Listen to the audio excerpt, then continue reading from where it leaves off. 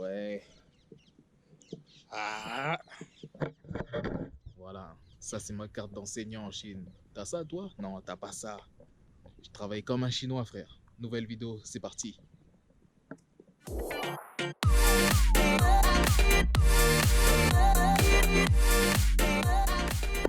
Salut à tous. Donc, c'est Kanye Yannick et on se retrouve pour une nouvelle vidéo. Alors, hier, c'était un jour assez spécial en Chine. C'était le Teaching Day. Le Teaching Day, qu'est-ce que c'est? Eh ben, c'est simplement un jour qui célèbre tous les enseignants en Chine. Du coup, moi, ça m'a donné une idée. Eh ben, je vais vous parler un peu de mon passé d'enseignant en Chine, ainsi que tous les jobs que j'ai pu faire en Chine. D'où le titre de la vidéo. Alors, avant de commencer, comme d'habitude, merci à tous ceux qui ont liké, partagé la précédente vidéo. Franchement, je vois tous vos soutiens, ça me fait énormément plaisir. Et c'est ce qui me donne la force justement de continuer. Alors cette vidéo, on va la couper en 3 grosses parties.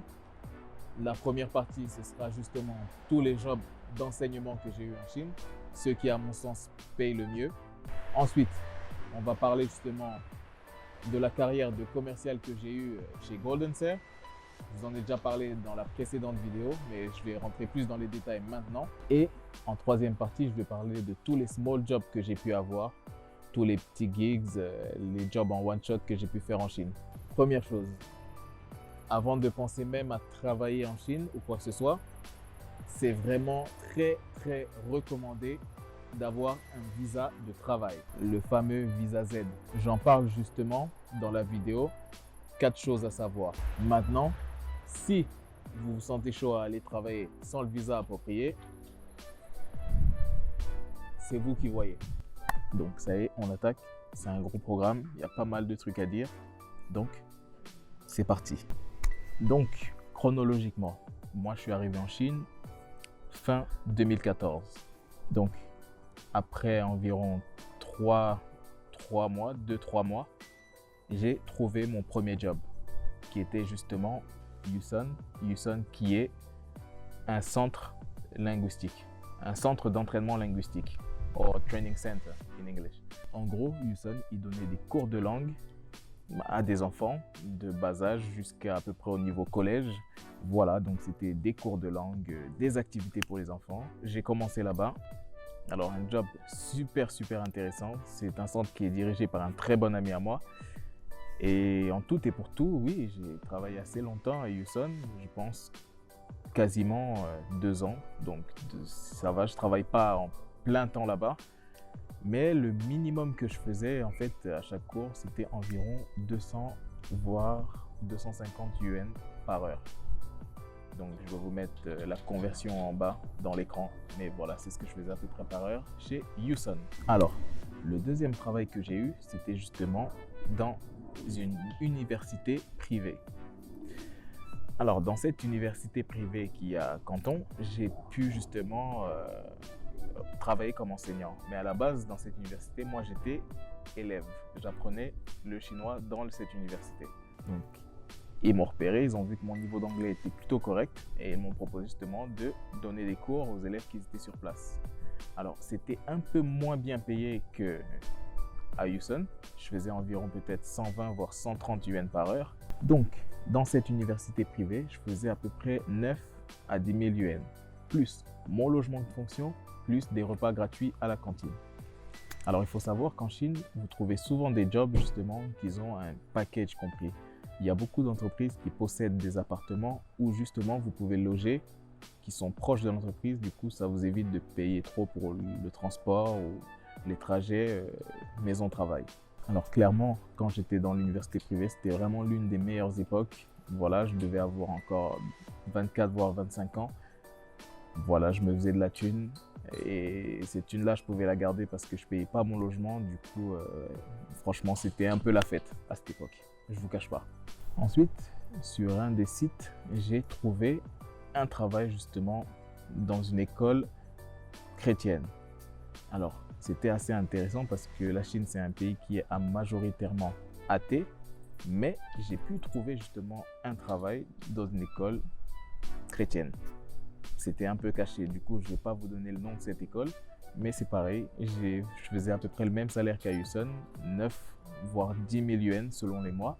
Mais je n'avais pas justement de logement de fonction avec cette école-là. Et cette école, elle était assez loin du lieu où j'habitais à l'époque.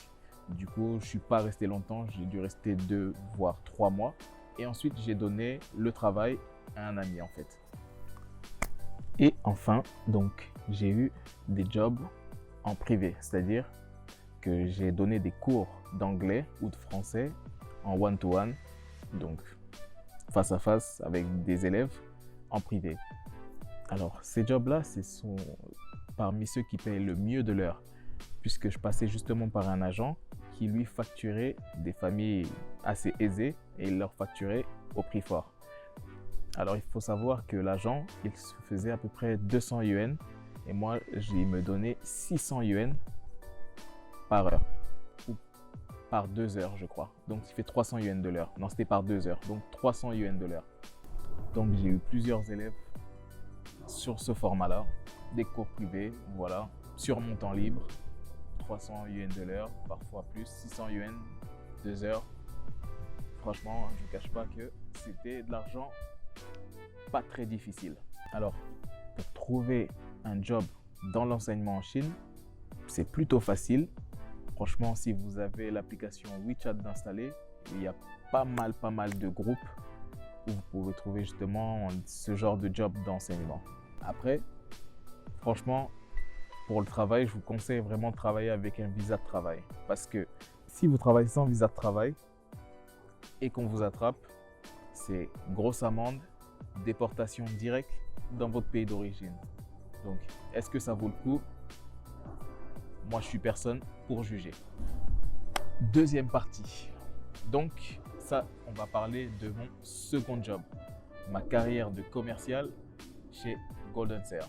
Alors, ce travail-là, je l'ai trouvé vraiment d'une manière un peu particulière. C'était environ en 2017, si je me souviens bien. Oui, en 2017. Donc, en 2017, voilà, je retourne en Chine, je reviens tout frais et tout. Je me dis, voilà, ça y est, je veux travailler. J'ai plus envie de l'enseignement. Je voulais trouver quelque chose d'assez nouveau. Et donc, il faut savoir aussi en Chine que tout se fait vraiment par rapport au contact. Donc, j'avais un contact qui, lui, était assez bien dans sa vie, justement. Il a une entreprise dans les produits chimiques qui marche plutôt bien. Et donc, il a le bras, tu vois, assez long. Donc, cette personne, ce qui s'est passé, c'est que une fois, je suis allé le voir, comme je faisais d'habitude, voilà, pour aller boire le thé avec lui, discuter un peu. Et justement, je lui parle, enfin, on parle, et puis, je sais pas comment on en est arrivé là, mais il me dit, et du coup, est-ce que tu cherches un travail et compagnie? Ben moi, je me dis, ça tombe bien, donc oui, pourquoi pas. Et en fait, il s'avère que son ami, enfin, un ami à lui, avec qui ils avaient fait l'université ensemble, était justement directeur général de la branche à Shenzhen, de cette grosse entreprise qui produit des batteries au lithium. Donc, on finit de discuter et tout. Et un jour après, il me dit qu'il a discuté avec la personne elle veut me voir, donc je dois me déplacer à Shenzhen. Donc, moi, avec toute ma motivation, donc, bam, je prends le train, je vais voir cette personne. Donc, j'arrive au bureau, je vois le bureau, les collègues et tout. Et je vais voir justement le general manager. Donc, on discute, on sympathise. Elle me dit que oui, donc moi je serais ravi justement que tu travailles ici. Voilà, donc c'était une entreprise où il n'y avait que des Chinois, j'étais le seul étranger. Et donc voilà, donc je commence à travailler en tant que commercial avec eux. C'était une expérience assez intéressante car ce job-là ne payait pas autant que les autres. Le salaire de base il était d'environ 5000 yuan, ce qui ne représente pas vraiment beaucoup, surtout en France. Mais ce qui était intéressant, c'est qu'il y avait les commissions et que c'était vraiment justement une branche qui pour moi il m'était complètement inconnue. Donc pour moi les batteries au lithium, bah voilà, je savais qu'il y en avait dans les téléphones, mais au-delà de ça, et donc avec ce job j'ai pu vraiment apprendre un maximum de choses. Les batteries au lithium, c'est vraiment un domaine qui est passionnant, c'est un produit qui est très passionnant de vendre et je recommanderais à tous de tenter l'expérience. Grâce à cette entreprise, j'ai pu participer à des expositions diverses, notamment à Las Vegas et à Hong Kong. Et franchement, le job de commercial, oui, je le recommanderais à tout le monde. C'est un job qui est assez difficile au début quand on n'a pas encore de portefeuille client. Mais une fois qu'on a son portefeuille client, c'est beaucoup de relations avec vos clients, beaucoup de suivi et c'est super, super intéressant. Troisième partie, les jobs en one shot. Alors le premier, c'est une ouverture d'un coffee shop que j'ai fait sur Guangzhou qui s'appelle le Cherry Pick. Donc si jamais vous passez sur Guangzhou, je vous conseille justement d'aller là-bas. C'est fantastique, le café servi comme never. Pour cette ouverture, donc j'ai fait un petit événement d'ouverture, j'ai fait un peu la musique, j'ai fait le DJ un peu en amateur, animé la soirée. Et pour ce simple job d'environ 3 heures, j'ai été payé 2000 yuan. Donc ce qui est une paye assez intéressante. Surtout qu'à l'époque, voilà, je cherchais un peu de sous, donc ça tombait à pic. Ensuite, il m'est arrivé aussi de temps en temps de faire des soirées dans des bars. Alors c'est des bars un peu ambiance étudiant, enfin ambiance expat. Si vous allez à Guangzhou, vous les verrez ces bars. C'est des bars où il y a plein de drapeaux, généralement les sièges en bois, les tables en bois, un peu dans le noir. Et ouais, c'est des bars assez cool avec une ambiance assez tranquille. Donc j'ai fait pas mal de gigs aussi dans ces endroits-là. Parfois payés, parfois non. La plupart du temps non payés parce que c'était justement plus pour me faire connaître et faire mon réseau que justement chercher à tout prix à faire de la moula, quoi, de l'argent.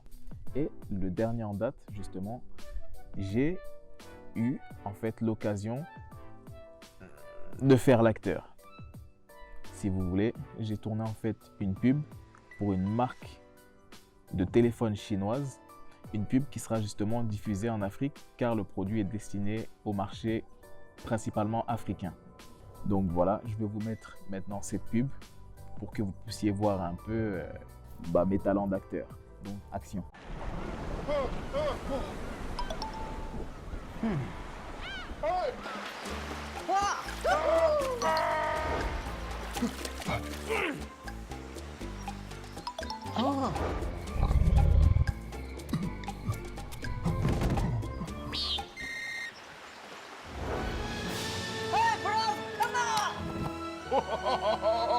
This is my hero! Alors, ça vous a plu ou pas? Pouce bleu si ça vous a plu. Pour ce job d'acteur, j'ai été payé pareil 2000 yuan. Par contre, franchement, faites attention si vous faites des pubs ou si vous tournez dans des films en Chine. Parfois, les agents, ils aiment vraiment se foutre de votre gueule. Déjà, mon paiement, je ne l'ai pas reçu en une fois, je l'ai reçu sur environ 1 mois. Chaque fois par petites coupures, des fois on m'envoie 500 là, 300 là, c'était vraiment une galère pour tout récupérer. J'ai dû même les menacer d'aller voir les flics pour qu'ils puissent finalement me payer. Mais franchement, sans les contraintes et sans justement le temps qu'on a passé là-bas, parce que ça nous a pris au total environ 19 heures de travail, ce qui est vraiment ridicule. Au-delà de ça, c'était vraiment une expérience intéressante. J'avais jamais eu l'occasion justement en France de faire ça. Et en Chine, première fois que je me retrouve devant la caméra et que je fasse l'acteur. Donc voilà, ça c'était vraiment pour mes expériences professionnelles que j'ai pu faire en Chine. Donc voilà, n'hésitez pas à me dire si ça vous a plu, si vous voulez que j'entre plus dans les détails ou si vous avez besoin d'en savoir plus. Puis comme d'habitude, abonnez-vous, likez, partagez. On suit sur les réseaux sociaux qui s'affichent en bas ou à la fin de la vidéo. Et puis voilà, je réponds aux messages. N'hésitez pas à toujours m'envoyer des mails pour vos problèmes en Chine. Franchement, j'en reçois souvent. Donc c'est bien, j'essaie de répondre à tout le monde. Et puis voilà, donc c'est tout pour cette vidéo et on se retrouve assez vite pour la prochaine. Et surtout, likez la vidéo, la famille.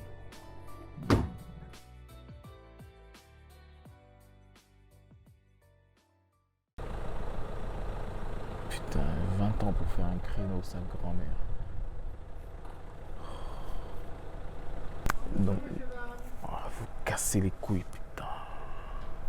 Fermez vos gueules.